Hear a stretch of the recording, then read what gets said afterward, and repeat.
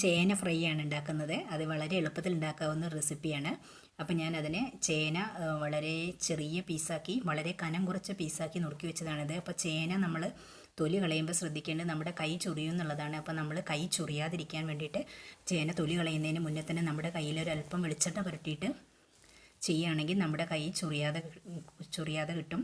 പിന്നെ നമ്മൾ തൊലി കളഞ്ഞ ഉടനെ തന്നെ അത് കഷ്ണങ്ങളാക്കി മാറ്റുക. എന്നിട്ട് കഴുകാതെ കഷ്ണങ്ങളാക്കി മാറ്റുക. എന്നിട്ട് കഷ്ണങ്ങളാക്കി മാറ്റിയതിന് ശേഷം ഇങ്ങനെയുള്ള ഒരു അരിപ്പ പോലുള്ള പാത്രത്തിൽ ഇട്ടിട്ട് നമ്മൾ വെള്ളം ഒഴിച്ച് കഴുകിയാൽ മതി. നമ്മൾ കൈ തൊടാതെ കഴുകിയെടുക്കുക. അപ്പോൾ നമ്മുടെ കൈ ഒട്ടും ചൊറിയില്ല. ഇങ്ങനെ കഴുകിയെടുത്താൽ മതി.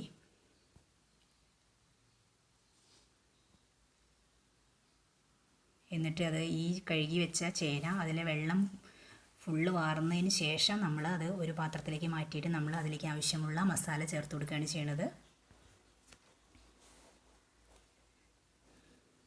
അപ്പോൾ ഞാനിപ്പോൾ ഇതിലേക്ക് ആവശ്യമായ മസാല ചേർക്കുകയാണ്. അതിൽ ആദ്യം ഞാൻ മുളക് പൊടിയാണ് ഇട്ട് കൊടുക്കുന്നത്. അപ്പോൾ ഒരു ടേബിൾ സ്പൂൺ മുളക് പൊടി ഇപ്പോൾ ഇതിലേക്ക് ഇട്ട് കൊടുക്കുന്നുണ്ട്. ഇത് കാശ്മീരി മുളക് പൊടിയാണ്. അപ്പോൾ നമുക്ക് കളറും കിട്ടും, എരിവ് കുറയുകയും ചെയ്യും. ഇനി ഇതിലേക്ക് ഒരല്പം 1/4 ടീസ്പൂൺ മഞ്ഞൾ പൊടിയും കൂടെ ചേർത്ത് കൊടുത്തു. ഇനി ഞാൻ കുറച്ച് കോൺഫ്ലോറും കൂടെ ചേർക്കുന്നുണ്ട്. ഒരു ടേബിൾ സ്പൂൺ കോൺഫ്ലോറാണ് ചേർക്കുന്നത്.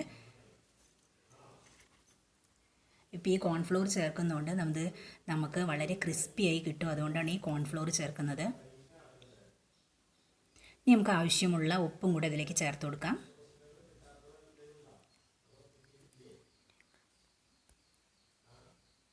ഇപ്പം ഞാൻ ഉപ്പ് ഇതിലേക്ക് ചേർത്ത് കൊടുത്തിട്ടുണ്ട്. എന്നിട്ട് നമ്മളിതൊന്ന് നന്നായി മിക്സ് ചെയ്തെടുക്കുക. ഇത് മിക്സ് ചെയ്തതിന് ശേഷം നമ്മളൊരു 10 മിനിറ്റ് അത് വെക്കുക. എന്നാൽ അതിലേക്ക് മസാല നന്നായി പിടിക്കും. അതിന് ശേഷം നമ്മൾ വറുത്തെടുത്താൽ മതി. അപ്പോൾ ഞാനിവിടെ നന്നായി ഇത് മിക്സ് ചെയ്ത് വെച്ചിട്ടുണ്ട്. അതിന് ശേഷം ഒരു 10-15 മിനിറ്റോ നമ്മൾ കഴിഞ്ഞതിന് ശേഷം വറുത്തെടുത്താൽ മതി. അപ്പോൾ ഒരു പാനിൽ ഞാൻ വെളിച്ചെണ്ണ ഒഴിച്ചിട്ടുണ്ട്. അത് ചൂടായി കഴിഞ്ഞാൽ നമുക്ക് അതിലേക്ക് ഇട്ട് ഇതിനെ വറുത്ത് കോരിയെടുക്കാം. അപ്പോൾ അത് വെളിച്ചെണ്ണയിൽ ഉണ്ടാക്കുന്നതാണ് നല്ലത്. എന്നാലേ അതിന് നല്ല ടേസ്റ്റ് ഉണ്ടാവുള്ളൂ. അപ്പോൾ ഞാൻ വെളിച്ചെണ്ണ ഒഴിച്ചിട്ടുണ്ട്. അപ്പോൾ അത് നന്നായി ചൂടായതിന് ശേഷം നമുക്കത് ഇതിലേക്ക് ഇട്ട് വറുത്ത് കോരിയെടുക്കാം.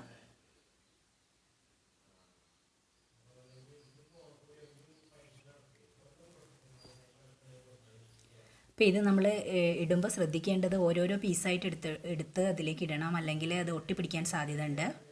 അപ്പോൾ ഓരോരോ പീസായിട്ട് ഇങ്ങനെ ഇട്ട് കൊടുക്കണം. കുറേശ്ശെ വറുത്ത് കോരി മാറ്റി വെച്ചാൽ മതി. പിന്നെ ഇത് വേഗം മൊരിഞ്ഞ് കിട്ടും. ചേന വേഗം മൊരിഞ്ഞ് കിട്ടും. നമ്മൾ അടുപ്പത്ത് വയ്ക്കുമ്പോൾ തന്നെ വേഗം അത് ചൂടായ വെളിച്ചെണ്ണയിലിട്ട് വേഗം മൊരിഞ്ഞ് കിട്ടും.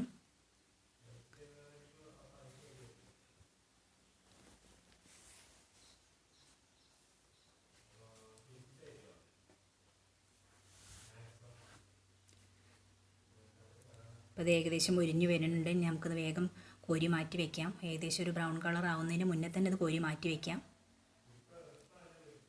ഈ ബാക്കിയുള്ളതും കൂടെ ഇതിലേക്ക് കുറേശ്ശെ ആഡ് ചെയ്ത് ഞാൻ വറുത്തെടുക്കുന്നുണ്ട്.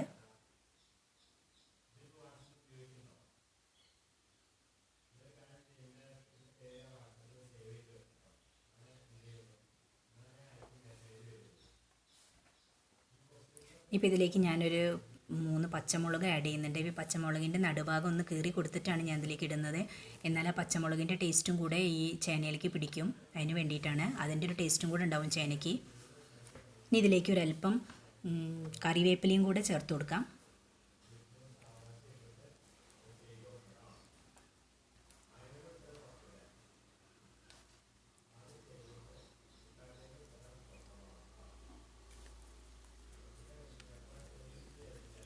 ഇപ്പോൾ ഏകദേശം മുരിഞ്ഞ് വന്നിട്ടുണ്ട്. നമുക്കത് കോരി മാറ്റി പാത്രത്തിലാക്കാം. അപ്പോൾ നമ്മുടെ പാത്രത്തിലേക്ക് മാറ്റിയിട്ടുണ്ട്. അപ്പോൾ നമ്മുടെ ചേന ഫ്രൈ റെഡി ആയിട്ടുണ്ട്. ഇത് വളരെ എളുപ്പമുള്ള റെസിപ്പിയാണ്. കുട്ടികൾക്ക് ലഞ്ച് ബോക്സിൽ കൊടുത്തയക്കാൻ പറ്റിയൊരു റെസിപ്പിയാണ്. എല്ലാവർക്കും ഇഷ്ടമായിച്ച് അത് ഷെയർ ചെയ്യണം. ഞങ്ങളുടെ ചാനൽ സബ്സ്ക്രൈബ് ചെയ്യാനും മറക്കരുത്. വളരെ എളുപ്പമുള്ള റെസിപ്പിയാണിത്.